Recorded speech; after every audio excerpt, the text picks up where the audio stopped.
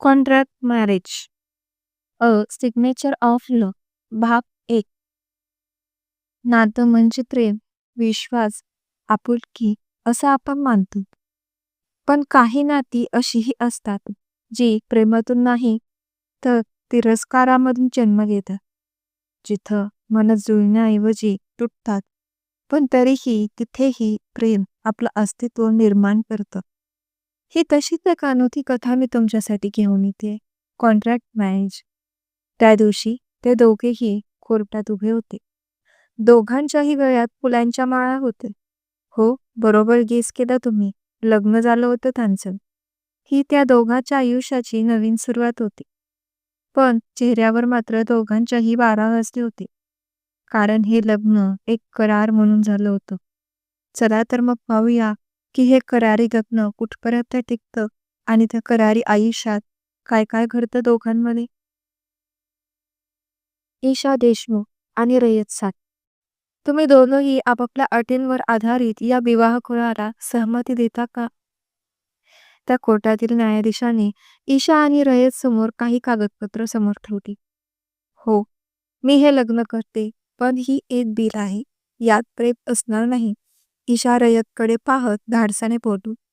मीही या विवाह कराराला मान्यता देतो, पण या करारात कुठेही भावना येणार नाही. रयतनी ईशाकडे पाहत जोरात सडेतोड उत्तर दिलं. ठीक आहे. आजपासून तुमच्या नवीन आयुष्याला सुरुवात झाली. आज तुमच्या खरारी लग्नाचा पहिला दिवस. न्यायाधीशाने त्याच्या जवळील ठोकळा वाजवला आणि घोषणा केली.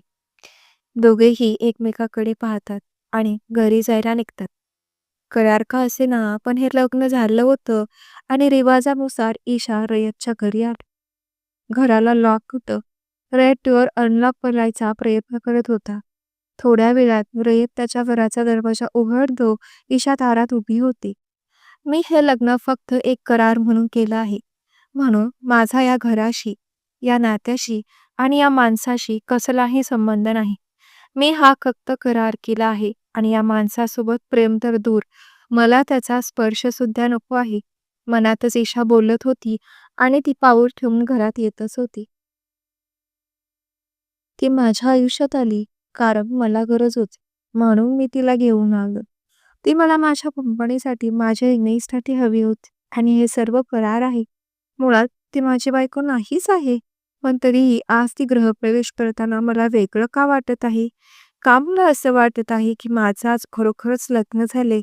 रयत आतल्या आत अस्वस्थ होत होता. एक मिनिट, मी आलोच, रयत बोलला आणि तो आतमध्ये गेला. त्याने धान्याचं भरलेलं माप घेऊन तो बाहेर आली.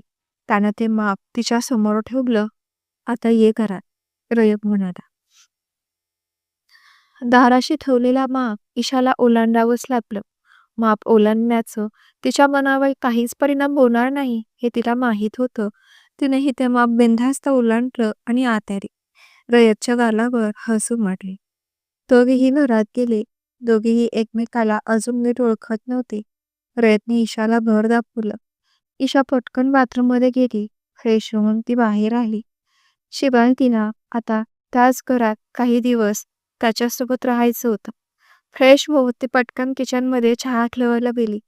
लग्न झालं आहे म्हणून मी माझं खाणं पिणं पासू, मनातच बोलत तिने त्या अनोळखी घरात वावरायला सुरुवात केली.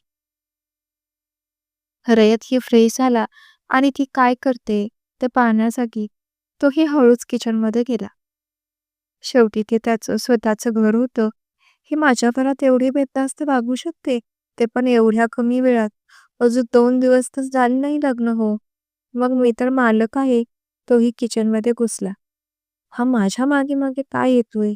ईशा मनात बोलत होती.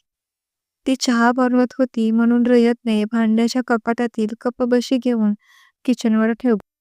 त्याला वाटलं कदाचित तिला अजून घरात ठेवलेल्या गोष्टी समजायला वेळ लागेल. हे बघा, मला स्वयंपाक करायला धड जपायला अजिबात जमत नाही. त्यामुळे प्लीज तुमच्या बायकोसारखी माझ्याकडून अपेक्षा ठेवू नका. आत्ताच सांगते. त्याने कपबशी किचनवर ठेवली. हे पाहून ईशाला रागच आला. तिला वाटलं तू चहा पिण्यासाठी चाललाय. तसंही तुझ्यात उत्कृष्ट गृहिणी होण्यासारखं काहीच नाही आणि तू माझ्या बायकोसारखी वागावी असं मला बिलकुलच अपेक्षित नाही. रयत हातातील कप बशी ठेवत पिसुडेपणाने बोलला आणि तिथून निघून गेला. जाताना त्याने पुन्हा ईशाकडे पाहिलं. ती त्याच्याकडेच रागाने बघत होती. दोघांच्याही नजरेत जळजळीत रागीट भाव होते. असं वाटत होतं की दोघेही एकमेकांचे कट्टर दुश्मन आहेत की काय. देव जाणे यांच्या लग्नाचा करार तरी कसा झाला. दिवस एकमेकांचा द्वेष करण्यात निघून गेला, पण रात्र झाली होती. शेवटी ते दोघे होते माणूसच. त्यात एक स्त्री आणि दुसरा पुरुष. अट्रॅक्शन तर होणारच, पण ते मॅच्युअर असल्यामुळे सध्या तरी त्यांच्या जागेवर ते दोघेही योग्य होते. आज ते बेडरूममध्ये एका खोलीत झोपले नाही. दोघेही वेगवेगळ्या खोलीत झोपायला गेली. झोपायला जाताना दोघांचीही पुन्हा नजरानजर झाली आणि रागात दोघांनीही धाडकन एकमेकांच्या तोंडावर दरवाजा आपटला आणि ते दोघे आपापल्या रूममध्ये गेले. ईशाने रूममध्ये येताच बेडवर स्वतःला झोपून दिलं. माहीत नव्हतं आयुष्यात असं लग्न होईल आणि लग्नाच्या पहिल्याच दिवशी अशी झोपायची वेळ येईल. पण काहीही झालं तर या नात्याची सुरुवात दुराव्याने झाली आहे. माहित नाही हे नातं कधी संपेल आणि या नात्याचा शेवट काय असेल. पण सध्या तरी मी सावध राहणार. मी हा करार निभावत असताना अजिबात भावना मनात आणणार नाही आणि त्या स्टुपिड रयतविषयी तर अजिबात नाही. ईशा मनात बोलत होती. तिच्या डोक्यात अनेक विचार येत होते. शेवटी होती तर ती मुलगीच. इकडे दुसऱ्या रूममध्ये रयतही विचारात बेडवर पडला होता. ईशाप्रमाणे त्यानेही हे लग्न करार म्हणून केलं होतं, पण त्याला काय झालं होतं. नकळत त्याचं मन ईशापुढे ओढलं जात होतं. त्याच्या मनात ईशाचे विचार येत होते. चेहऱ्यावर जरी राग असला तरी त्याच्या मनात ईशा होती, पण ते अजून त्याने ईशाला कळू दिलं नव्हतं. छे छे, आपण काय विचार करत आहोत. त्याने त्याचे विचार झटकले आणि तो झोपी गेला. पण त्याला झोप लागत नव्हती. त्याच्या घरात कोणी मुलगी त्याची बायको आली होती आज, आणि तो तिच्यापासून लांब झोपला होता. या गोष्टीचा त्याने कधी स्वप्नात सुद्धा विचार केला नसेल, पण हीच हकीकत होती. ईशाचीही इकडे तीच अवस्था होती. ती रूममध्ये खिडकीला डोकं टेकून बसली होती. डोळ्यात आस येती. मन विचारात होतं, मी त्याच्याशी चुकीचा बिहेवियर तर करत नाही ना. खरंच तो वाईट आहे का, की त्याने माझ्याशी करार केलाय म्हणून मला त्याचा राग येतोय. ईशाच्या मनात असंख्य प्रश्न होते, ज्याची उत्तरं तिला हळूहळू मिळणार होती. दुसरीकडे रयत टेरेसवर सिगारेट ओढत होता. त्याला झोप येत नव्हती म्हणून तो बेचैन होत होता. बेचैन झालेल्या त्याच्या मनाला तो शांत करत होता. मी हे लग्न फक्त एक डील म्हणून केलं आहे, पण मला असं का वाटत आहे की आता काहीतरी बदलत जात आहे, काहीतरी घडणार आहे. का तुम्हाला हवं हवं असं वाटत आहे. सिगारेट ओढत रयत टेरेसवर विचार करत होता. तर मग मैत्रिणींनो, तुम्हाला काय वाटते.